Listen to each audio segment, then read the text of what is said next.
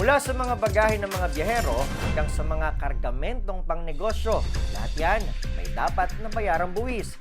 Pero sa kakulangan ng kaalaman, marami nga naman ang naguguluhan sa mga babayaran at maging sa mga patakaran. Kaya naman dapat na alam mo ang batas at ang karapatan mo para iwas scam o panloloko. Kapag kargado ka ng tamang impormasyon, maayos, ligtas at walang aberya ang mga transaksyon at siguradong hayahay nga naman ang paglalakbay. Ngayon, mayroon ng malalapitan at masusumbungan.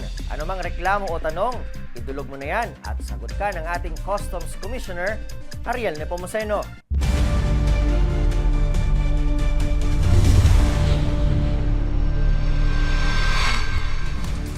Nagbabalak ka bang bumiyahe ng may bitbit na sangkaterbang cash sa iyong bagahe? Aba, mag-isip-isip ka muna!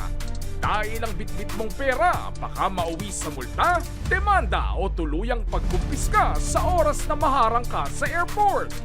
Sa ilalim ng batas, bawat sentimo ay may limitasyon at istriktong patakaran, papunta man o palabas ng bansa. Isang maling galaw o hindi tamang deklarasyon, siguradong flag ka sa mga otoridad. Kapag nahulihan ng paglabag, asahan na ang patong-patong na kaso, currency smuggling, false declaration at paglabag sa Anti-Money Laundering Act. Hindi lang ito simpleng sita, investigasyon, mabigat na multa at permanenteng pagkumpiska sa iyong pera ang naghihintay sa iyo. Isang pagkukulang lang sa deklarasyon ang pinaghirapan mong salapi, maglalaho na parang bula sa gitna ng seryosong kaso. Kaya bago lumipad, maging alerto. Alamin ang limitasyon at tamang proseso para iwas aberya. Sa usaping pera, bawal ang hindi ko alam. Huwag magpabigla-bigla at baka ang pinaghirapan mo ay mauwi sa wala. Dito sa Isumbong kay Commissioner, alamin ang gagawin kung cash na bitbit ay higit sa limit. Sa paglabas at pagbalik sa Pilipinas, magkano nga ba ang halaga ng cash na maaaring bitbitin ng isang pasahero? Kung may balak kang magdala ng malaking halaga, huwag ka nang mabigla kung may limit ang dapat na dalang pera. Alamin natin kung bakit nga ba ito minomonitor ng Bureau of Customs at kung bakit kailangang i-declare sa tuwing sosobra ang iyong dalang kwarta. At para sagutin ang inyong bawat katanungan, narito ang diretsahang kasagutan mula sa ating action man ng Bureau of Customs, Customs Commissioner Ariel Nepomuceno. Magandang araw, Commissioner.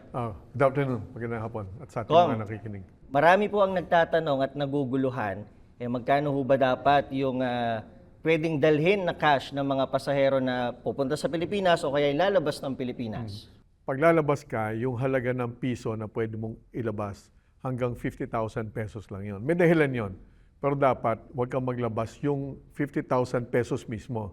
Hindi $1,000, ano?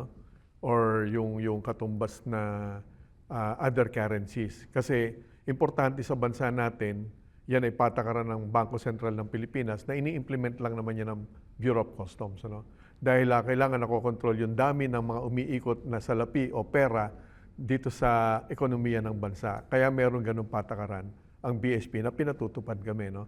Ngayon, pag lalabas ka naman ng bansa, kailangan alam mo yung regulasyon niyo kasi pwedeng makumpiska yan ng mga opisyal natin o tauhan natin sa port. Ano? Yan nga ang madalas naming nagiging suliranin kasi baka iniisip ng mga tao ba't parang pinahihirapan lang sila. Yan ay batas na dapat ipatupad ng mga tauhan natin. Wala naman choice ang taga-Bureau of Customs. So, kung bababaan yan o tatasan, nasa BSP yan. Ngayon, pagpapasok ka naman ng bansa, kapareho ng ibang bansa, ang halaga rin na pwede mo naman na bitbitin, let's say in US dollars, pagpapasok, i-declare mo yan. Hindi naman bawal kasi na mag-declare ng perang bitbit mo. Halimbawa, meron kang bitbit na 10,000 US dollars pag bumiyahe ka abroad, sabihin mo lang yon.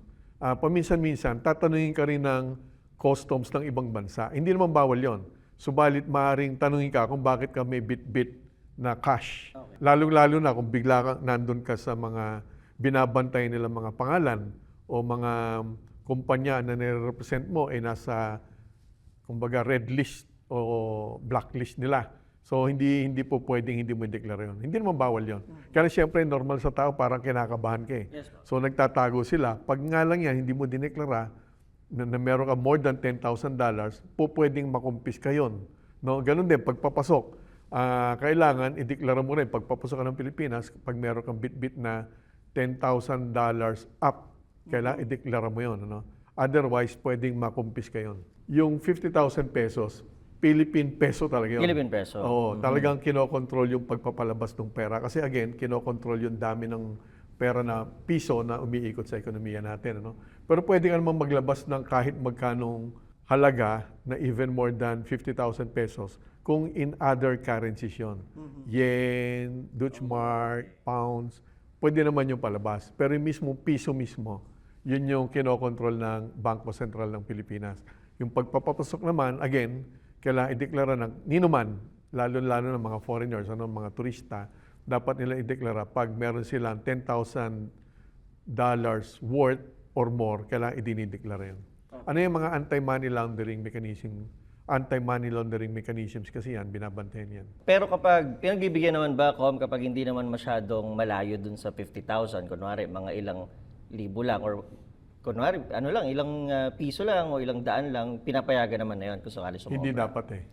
Yung maliit na kasalanan, malang kasalanan, pareho lang yun eh. Tapa. Pag pinayagan mo yung maliit na pagkakamali, parang papayagan mo na rin malaking pagkakamali. At yan ay walang diskresyon ng mga tauhan natin dahil yan ay patakaran ng Bangko Sentral ng Pilipinas na sinumpaan naman ng ating mga tauhan, natutuparin namin yung trabaho namin. So yung human discretion, dapat walang gano'n, no? Na parang naawa ka. Siyempre nakakaawa, lalo yung mga biyahero, no? Iniisip mo, pinagpagura naman nila yung pera nila, ba't mo naman kukumpisahin yun? Magkakaroon naman yan ng, kumbaga, hearing, may due process naman yan, no? Yung lumampas doon sa $10,000, yun yung pinag-uusapan natin. Yun yung kukumpiskahin ng mga tauhan natin. Sa ilang dahilan ba, Commissioner, bakit ba ganun kalaki yung dala ng ibang mga pasahero? Di ba may option naman tayo na debit card na lang or Yes. online banking na lang. Ba't ba may natataon pa na may mga pasaherong ganun yung dalang Yes. kalaking pera? Unang-una, marahil hindi pa sila high-tech. Di ba? Hindi pa sila pasok doon sa digital economy. No? Hindi pa sila sanay ng mga digital transactions. Pangalawa, meron din naman talagang sumusubok na kumbaga magpuslit ng pera papasok ng bansa, no? Sa mga kadahilan ng di maganda. Yun nga, kaya nga may anti-money laundering mechanisms tayo na yan yung binabantayan. No? Kanya-kanyang dahilan yan. Subalit pagdating sa pagpapatupad ng patakaran ng BSP, walang discretion yon. Talagang yung lampas doon sa $10,000, maaaring makumpiska yun. Paano kung hindi nag-declare, Commissioner, tapos nahuli? Ano mangyayari? Yun na nga, ayun ang pinag-usapan natin, yung hindi nag-declare. Pero pag nag-declare ka naman, allowed naman yun. Okay. Kahit $20,000, $30,000. Pag dineclare mo naman yun, most probably, papayagan naman yun. Basta i-declare mo lang. Usually, may mga forms na binibigay sa aeroplano pa lang. Yung iba, digital na sa ibang bansa. But dito sa atin, i-declare mo yun. Ano yan? Huwag dapat matakot yung mga kababayan natin doon at yung mga pasaherong foreigners. Ano? Tayo rin, pag bumiyahe tayo abroad, i-declare lang din naman yan, pinapayagan naman yan. Ano po ba ang mangyayari kung sakaling may mahuling pasahero, hindi na-ideklara yung higit sa cash limit na bitbit? Diretso po ba? Ano yun? Hindi naman. Hindi naman, no? Hindi naman yan criminal offense talaga. Okay. No? Ang pinag-uusapan dito, yung halaga na sumobra doon sa limit, maaaring makumpiska yun. Okay. No? Pero yung tao mismo, hindi naman ikukulong yun. Okay. Wala namang ganong kaso doon. Ano magiging proseso, Commissioner? Ikakausapin mo na yan pag ganyan? Yes. Literally, pagdating mo doon sa airport, at kasi madalas makikita naman yan doon sa, lalo na sa x-ray, ano? Or kapag na-random check ka, nakita sobrang halagang bit-bit mo, of course, kakausapin ka, and then talagang, kumbaga, i-impound yun, kukumpiskahin yung halaga ng pera na bit-bit mo, and then magkakaroon ka ng paliwanagan doon. Paano, Commissioner, kapag yung pera ay kailangan parang emergency, sakali man, pagbili ng gamot at mga kailanganin ng isang pasahero, pinapayagan ba natin? Yes, basta i-declare lang. Ang susi lang talaga dito, huwag silang matakot. I-declare meaning, sabihin lang nila. Hindi naman kasi bawal talaga magpasok ng pera na sobra sa $10,000. Ano? Hindi naman bawal yon. Okay po. Ang importante lang, sabihin lang nila. Kung saan gagamitin? Yes, yung sabihin, hindi sabihin pag nahuli na, bago sila masita, nasabi na nila. Kasi pag nasita na sila at doon pa lang nila sinabi yun, too late yon, huli na Okay yon. po. Makukumpis ka na yon. Lately, Commissioner, meron ba tayong datos kung may mga kababayan tayo na nangyayari sa kanila talaga yung hindi nila alam yung ganitong rules or law nitong BOC na higit sa perang dala dapat yung ilalabas nila sa bansa? Yes, meron. Kadalasan foreigners, ano. Minsan nakakaawa na talagang tingnan. Kaya lang, again, hindi na yan diskresyon ng mga tauhan natin. Meron, hindi naman ganun karami. In our case, nagsimula ako sa BOC July lang, ano. Apa. Ang na-experience kong mga dinesisyonan dyan, hindi lalampas ng 5 eh. Parang 4 na cases pa lang naman. So hindi rin ganong karami yung hindi nakakaalam nito, no. Marami yung nagde-declare. Pero sa case namin, mga foreigners, 4 yung naaalala kong nakumpiskahan sila nung lampas doon sa limit na $10,000 US. Ito, scenario naman, paano kung family naman ang lalabas ng bansa? 50,000 pesos lang ba buong family or per person yung dala ng 50,000 pesos na limit na to? Ang patakaran, ang deklarasyon o responsibilidad, bawat tao. Okay. So per person yung bilangan doon. Ano? Halimbawa, 3 kayong magkakamag-anak, nanay, tatay, anak. Sa peso muna, no? Sa piso, paglalabas kayo ng bansa. Bawat isa sa inyo, dapat hindi lumampas sa tig 50,000. Ano? Okay. Pwede naman na tig 40,000 plus bawat isa. So total of almost 150,000. Lampas na yung kabuuan ng pamilya nyo sa 50,000 limit, allowed naman yon. So isa-isa yung bilangan. Ano? Okay. Pagpapasok naman, ang limitasyon, halimbawa, papasok kayo ng ibang bansa, bumiyahe kayo, no? May bit-bit kayo ang limit kasi $10,000 US.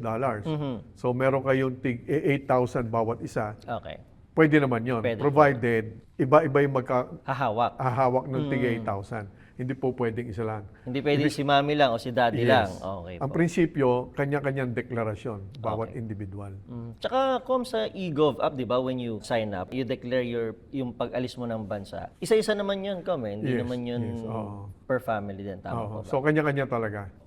Baka po may mensahe pa kayo sa ating mga biyahero mula sa Bureau of Customs. Pwedeng-pwede na po yan. Oo, dapat alamin talaga ng mga bumabiyahe, papasok ng bansa at palabas ng bansa. Alamin talaga to kasi nagiging source of stress nila to eh. Yung kakabahan ka ba? Opo. Bago ka pumasok, di mo alam kung may violation, ano? Mababait naman yung taga-BOC natin na tinitrain namin sila, ino-orient, making sure na maganda yung pakiramdam ng mga pasahero pumapasok ng bansa. Kaya lang, importante, alam ng mga pasahero kung ano yung dapat gawin, lalong-lalo na pagdating sa patakaran, kung magkano yung pwedeng ipasok at pwedeng ilabas. Ganun din, pag bumiyahe sila papalabas ng bansa natin, pag landing ninyo doon sa mga ibang bansa, may mga customs din doon. Ano? Pare-pareho lang yung patakaran yan. Ano? Global protocol yun eh. Dapat, alam nila yung dapat at hindi dapat gawin in terms of how much they can bring in and out of any country. Maraming salamat po, Customs Commissioner Ariel Nepomuceno. Thank you rin at sa pagkakataong magpaliwanag. Okay Thank you. po. At kung kayo po ay may mga sumbong, tawagan ang mga numerong naka-flash sa inyong screen. At para sa kalinawan ng lahat, tandaan po natin hindi bawal ang pagdadala ng malaking halaga ng pera. Ang mahigpit pong ipinagbabawal ay yung hindi pagdedeklara ng tunay na halaga ng dalang pera. Kung hindi ka sigurado, mas mabuting magtanong po sa mga customs officer bago pa dumaan sa mga x-ray. Safe na, iwas aberya pa.